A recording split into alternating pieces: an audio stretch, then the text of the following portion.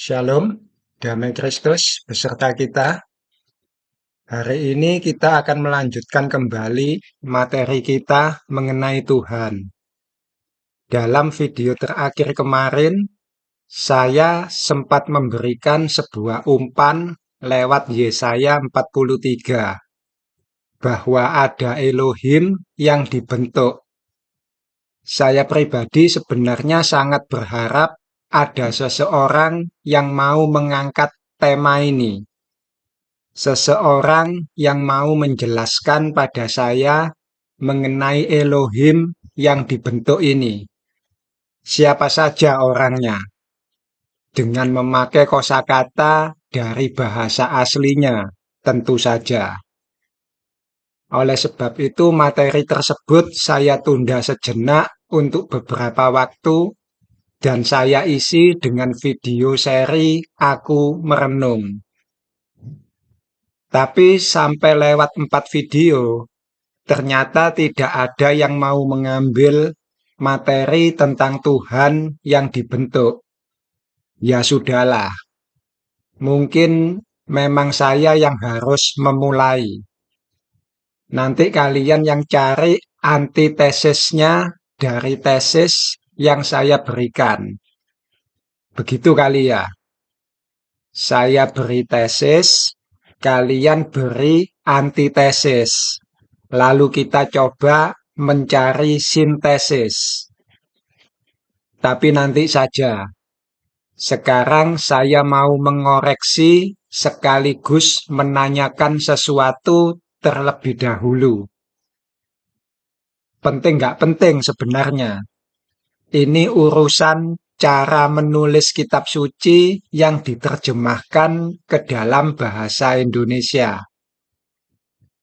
Mengalih bahasakan itu adalah tafsir terpendek. Bereshit diterjemahkan dengan in the beginning, itu sudah merupakan something yang fatal sebenarnya. Oleh sebab itu saya katakan penting gak penting. Tapi bagi saya pribadi, hal semacam ini menjadi sangat penting. Bereshit dalam terjemahan bahasa Indonesia memang tidak menjadi masalah. Hanya bermasalah ketika ditulis dengan tata cara bahasa Inggris. Tapi sekarang saya mau memperlihatkan sesuatu yang kalau ditulis dengan tata cara bahasa Indonesia menjadi bermasalah. Mari kita buka Kejadian. Saya tidak perlu memakai PowerPoint ya saudara. Anggaplah ini hanya sebuah unek-unek. PowerPoint-nya nanti saja kita munculkan ketika melanjutkan materi mengenai Tuhan. Kita buka Kejadian 1 ayat 26. Kita baca sama-sama. Berfirmanlah Allah, baiklah kita menjadikan manusia menurut gambar dan rupa kita. Sudah, sampai sana saja. Karena yang mau saya garis bawahi adalah kata kita. Dalam bahasa Ibrani memang tidak ada yang namanya huruf besar atau huruf kecil. Tapi aturan tata bahasa Indonesia, kalau mau menulis kosakata Tuhan, harus diawali dengan huruf besar. Sementara kalau Tuhan dalam arti berhala, maka Tuhannya ditulis dengan huruf kecil semua. Itu sudah aturan bahasa Indonesia. Contoh misalnya dalam Keluaran 20 ayat 3. 10 perintah Allah. Lo yihyeh leka Elohim ahirim al-panaya. Elohim di sana pengertiannya berhala. Elohim ahirim, Allah yang lain. Jangan ada bagimu yang menjadi Allah lain di hadapanku. Maka ketika terjemahan Allah di sana dituliskan ke dalam bahasa Indonesia dengan menggunakan huruf kecil semua, menjadi sudah tepat. Begitu juga halnya dengan Kejadian 1 ayat 26 tadi. Vayomer Elohim naaseh Adam besalmenu kitmutenu. Berfirmanlah Allah, naaseh, baiklah kita. Ini sebenarnya kasusnya sama persis seperti kosakata bara. Bara itu sendiri artinya dia menciptakan. Kita bicara tentang sores dalam binyan. Saya sendiri pusing sebenarnya, saudara. Tapi saya mulai ngeh sedikit-sedikit. Binyanim. Saya selalu ingin nyebut Benyamin. Mirip-mirip soalnya. Benyam dan binyan. Naaseh itu seperti kasus Beresit bara. Bara di sana sudah mengandung arti dia menciptakan. Soresnya bet, res, dan alef. Bahasa Ibrani benar-benar ngeluh, my friend. Ada 7 binyan, ada 7 tenses, ada 10 bentuk gender. Pengen turu rasanya aku.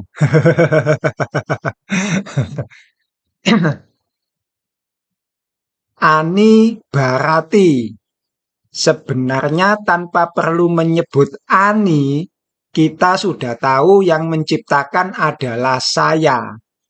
Dan ciptaan itu sudah selesai.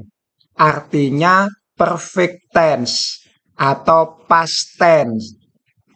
Cukup dilihat belakangnya saja yang memakai akhiran T. Barati. Artinya saya menciptakan. T di sini gendernya netral. Bisa maskulin, bisa feminin. Atah Barata. Tanpa perlu ata, kita sebenarnya sudah tahu bahwa yang menciptakan adalah kamu, maskulin. Cukup melihat belakangnya saja yang memakai akhiran ta. Kalau tadi akhiran ti, yang menciptakan adalah saya, sayanya netral, bisa maskulin, bisa feminin. Sekarang akhiran ta, yang menciptakan adalah kamu dan gendernya maskulin. Bentuk waktunya past tense. Barata dan Bareti. Barata gak pakai Yuda. Barata Yuda, beda cerita itu. Kalau yang menciptakan kamu tapi feminin bagaimana? At Barat.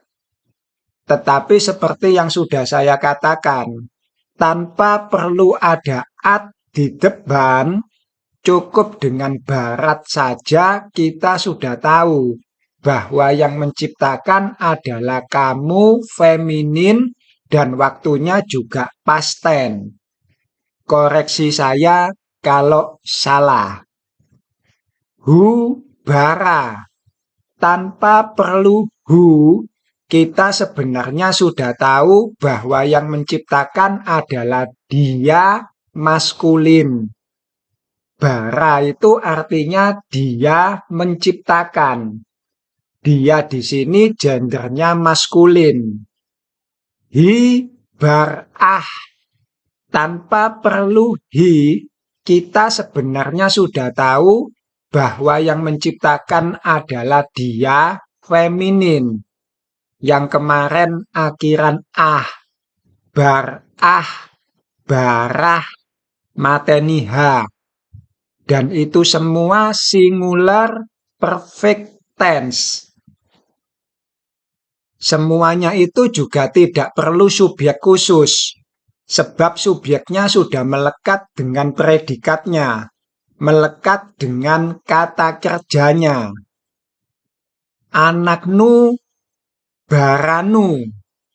Tanpa perlu anaknu, kita sudah bisa mengetahui bahwa baranu artinya kita menciptakan. Kita di sini gendernya netral. Adonai Elohenu. Adonai Tuhan kita. Kitanya bergender netral. Elohe ditambah nu atau Eloh ditambah enu. Tuhannya kita semua, baik laki-laki maupun perempuan. Baranu bentuknya jamak netral dan waktunya masih past tense. Atem beratem, antem-anteman. Tanpa perlu atem, kita sebenarnya sudah mengetahui bahwa beratem itu artinya kamu menciptakan. Kamunya jamak, maskulin, masih perfect tense. Kalau Barata tadi kamunya maskulin, singular, perfect tense. Beratem kamunya plural, maskulin, perfect tense. Pengen nangis aku. Bahasa Inggris hanya punya 3 tenses dikali 4. Dan saya nangis waktu diajari kakak saya. Good jadi apa? Saya jawab, gudel. Gudelmu, kata kakak saya. Yang bener, Odi. Dipikirnya saya tidak serius. Padahal saya serius. Bes jadi apa? Bedes. Kakak saya yang kemudian mulai nangis. Yang diajari nangis, yang ngajari ikut nangis. Adiknya kuceluk kalau diajari. Padahal waktu itu saya hanya ingin tahu bagaimana cara membedakan kata kerja beraturan dengan kata kerja tidak beraturan. Dan ternyata jawabannya tidak ada, tapi harus dihafal. Dan saya nangis. Karena di otak saya, itu artinya saya harus menghafal ribuan kosakata. Menghafal menteri-menteri saja saya sudah setengah mati. Ini saya harus menghafal ribuan kata. Di otak saya langsung kebayang. Jangkrik ngerik. Dan saya nangis. Bahasa Inggris hanya punya 12 tenses. Ini 7 binyan, 7 tenses, 10 gender. Pengen tidur saja rasanya. Angop terus. Aten beraten.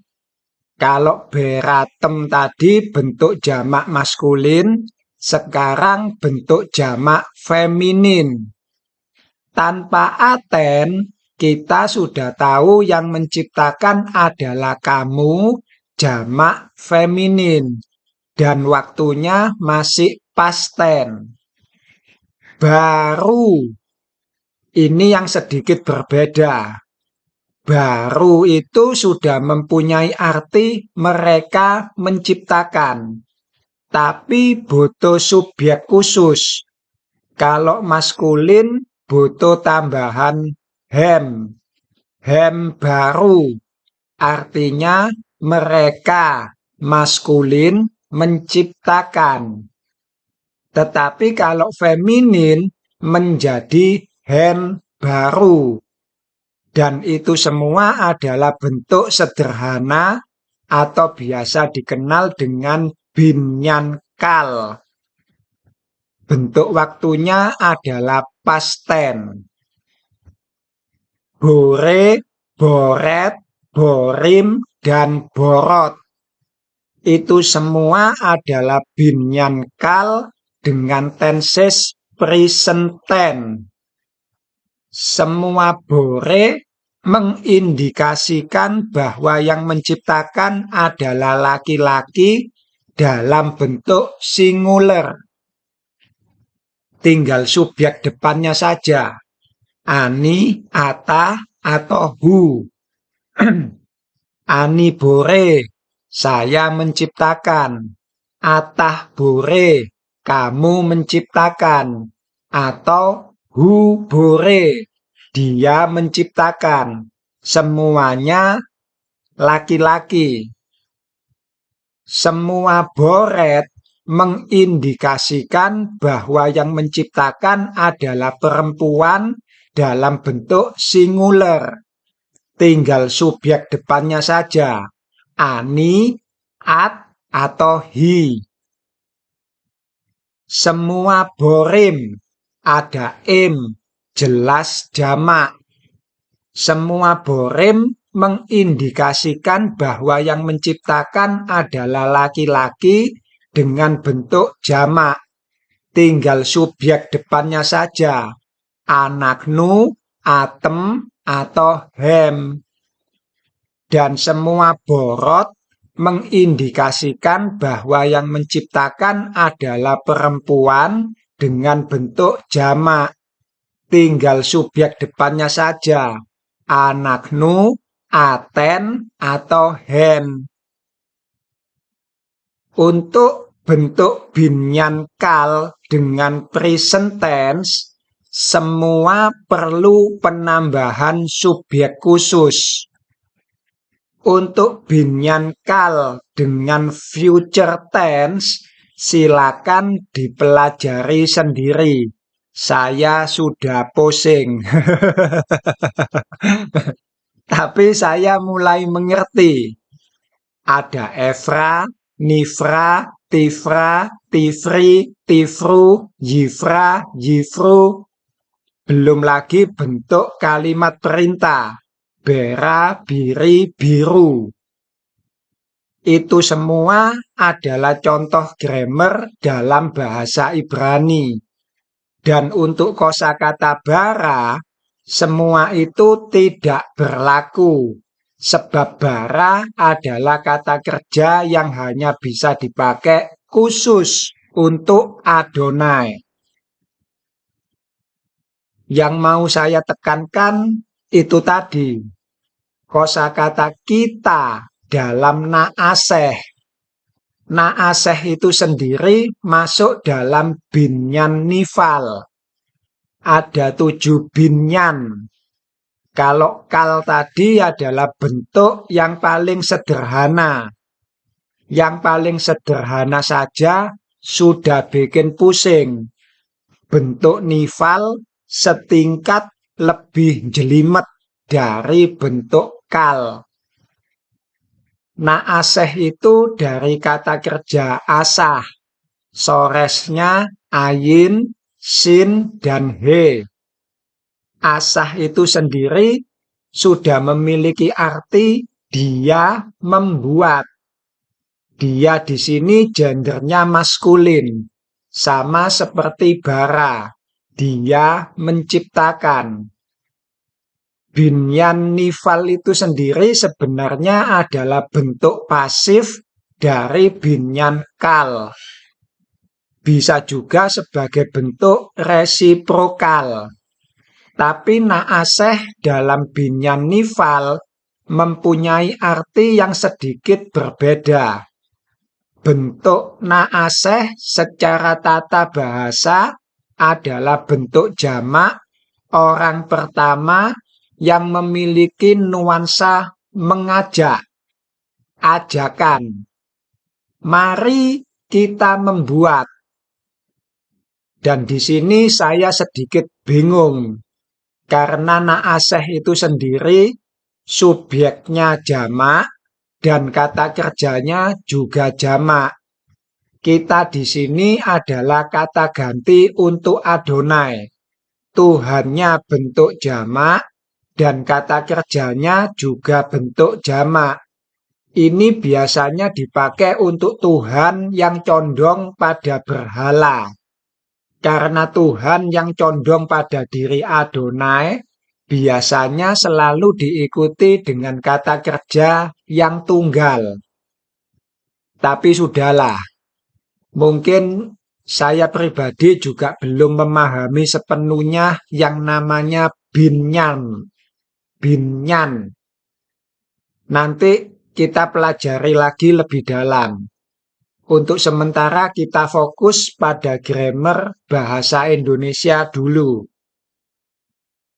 Dan karena yang bicara ini adalah Adonai yang ditujukan pada diri Adonai itu sendiri, maka ketika dialih bahasakan ke dalam tata bahasa Indonesia, kata kita di sana harus diawali dengan huruf besar. Dan itu sudah benar. Sama halnya dengan besal menu dan kitmu tenu.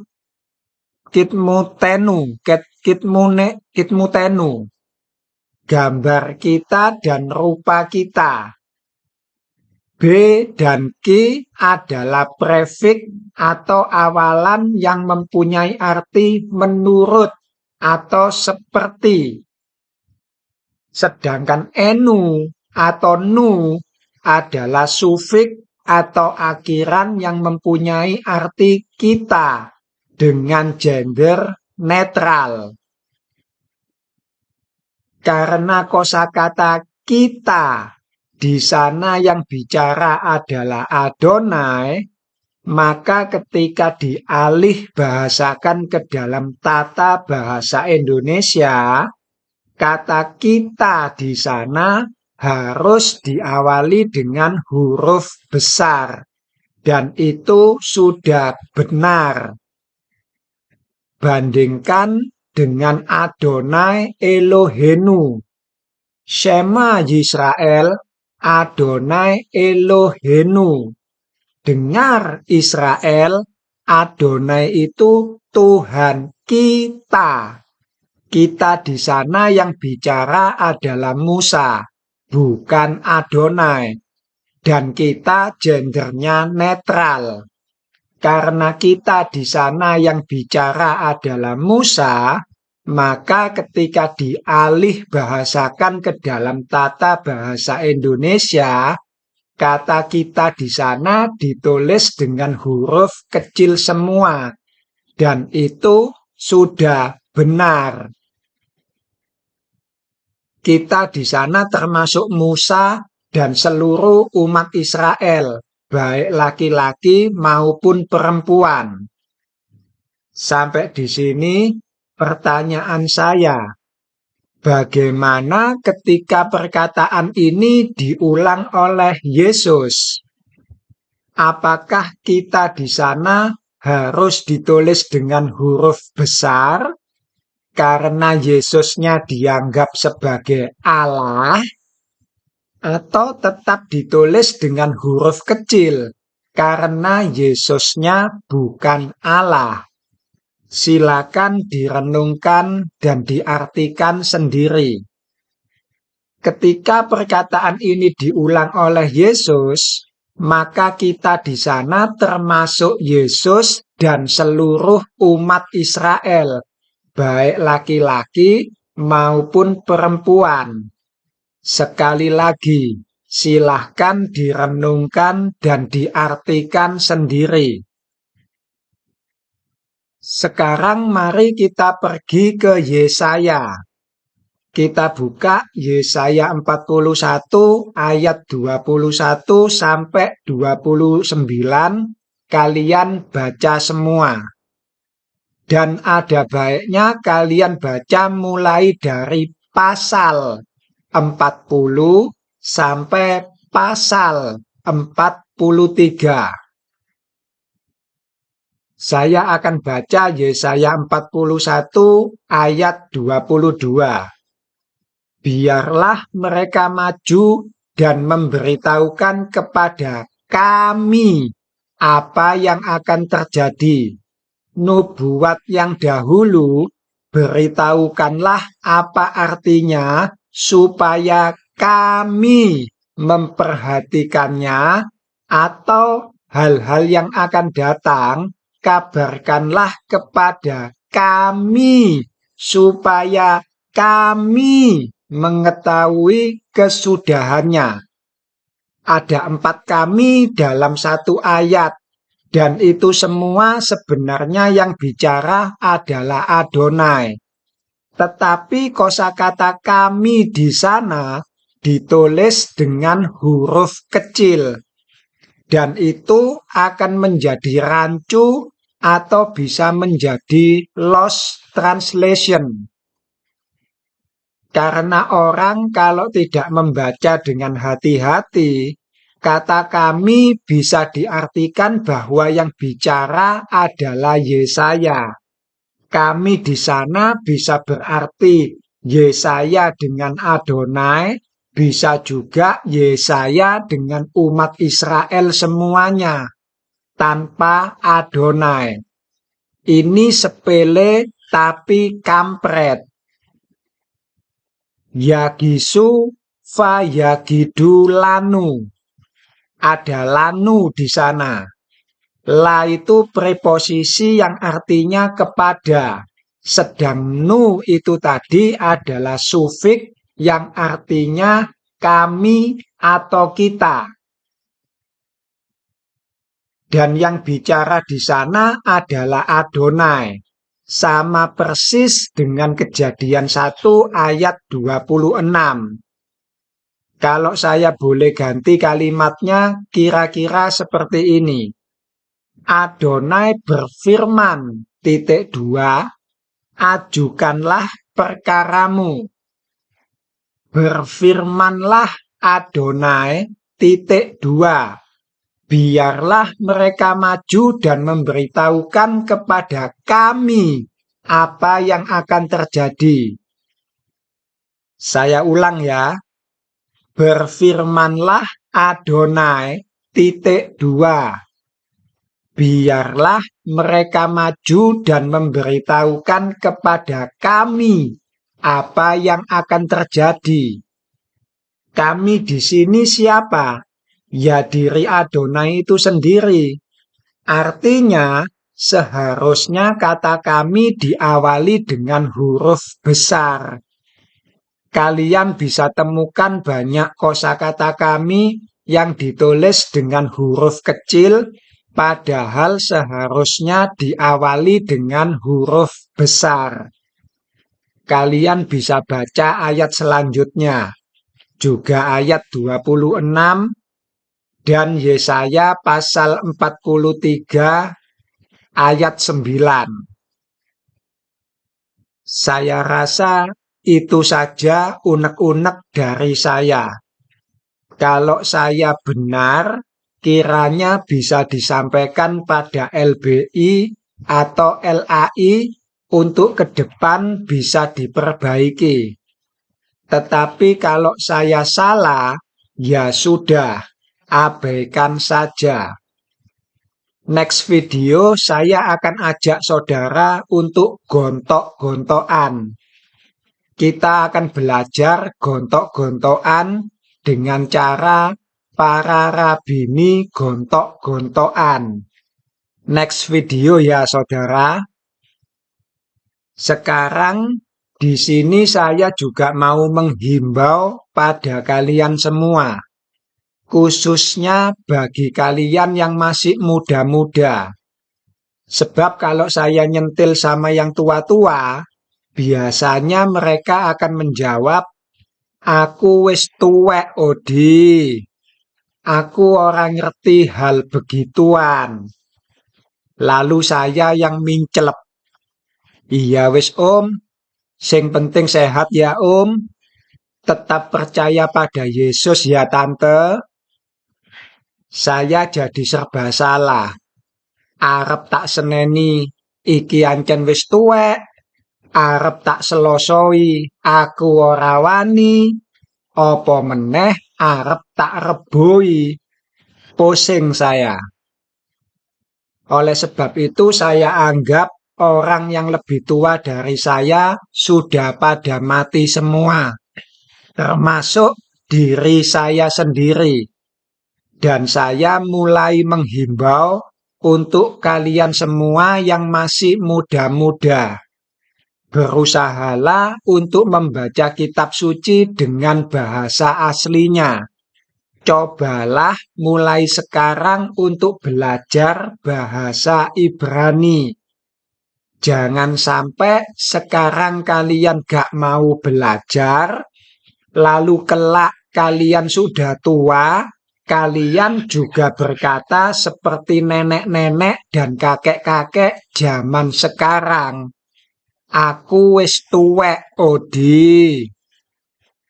Repot kalau sudah seperti itu.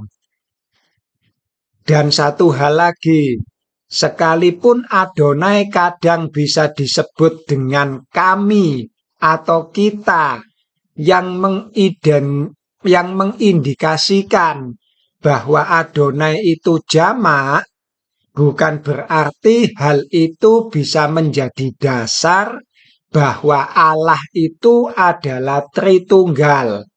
Sebab jamak bukan berarti tiga. Tuhan itu roh. Roh Allah ada 7. 7 juga jamak. Jamaknya Adonai bukan 3. Jamaknya Adonai juga bukan 7. Jamak keagungan adalah jamak yang unlimited. Dibilang 1, Adonai itu unlimited. Dibilang unlimited, Adonai itu 1. Plural of majesty. Plural majesty juga bisa dipakai untuk manusia. Contoh, raja atau ratu Inggris. Bahkan seorang pemimpin agama seperti Paus juga bisa disebut plural of majesty, jamak keagungan. Kosakata Elohim biasanya akan diikuti dengan kata kerja tunggal, dan itu mengacu pada Adonai. Contoh Kejadian 1 ayat 1. Beresit bara Elohim. Elohimnya jamak, bara adalah kata kerja tunggal. Tapi ini adalah kata kerja yang diikuti dengan Elohim. Dan saya juga masih bingung dengan grammar seperti ini. Oleh sebab itu, next video saya mau ajak kalian untuk gontok-gontokan dengan saya. Sekarang saya beri contoh di mana Elohim disebut lebih dulu, baru diikuti kata kerjanya. Mazmur 82 ayat 1. Elohim Nitzaf. Elohim berdiri. Elohimnya jelas jamak. Nitzaf adalah kata kerja tunggal. Seandainya Nitzaf saya ganti dengan Nitzafim, maka bisa dipastikan Elohimnya adalah berhala. Elohimnya jamak, kata kerjanya juga jamak. Dalam kitab suci memang ada Elohim yang diikuti dengan kata kerja yang juga jamak. Dan itu mengacu pada berhala. Contoh Keluaran 32 ayat 1. Silahkan dibaca sendiri dan jangan lupa dibaca teks aslinya. Elohim sendiri sudah pasti jamak, tapi perhatikan kata berjalan. Apakah itu kata kerja tunggal atau kata kerja jamak? Silahkan dipelajari sendiri. Jadi sekali lagi, jangan salah mengartikan plural of majesty dengan Allah Tritunggal atau dengan Allah Sabta Tunggal. Gak ada hubungannya sama sekali. Baik Allah Tritunggal maupun Allah Sabta Tunggal tidak pernah ada di dalam kitab suci. Yang ada adalah Tuhan itu roh. Titik. Itulah ketujuh roh Allah. Titik. Itu semua memang ada dalam kitab suci. Tidak pernah digabungkan menjadi Tuhan itu satu Allah, 7 pribadi. Gak pernah ada. Shema Yisrael, Adonai Elohenu, Adonai Ehad. Titik. Yang seperti itu memang ada dalam kitab suci. That's all. Shalom.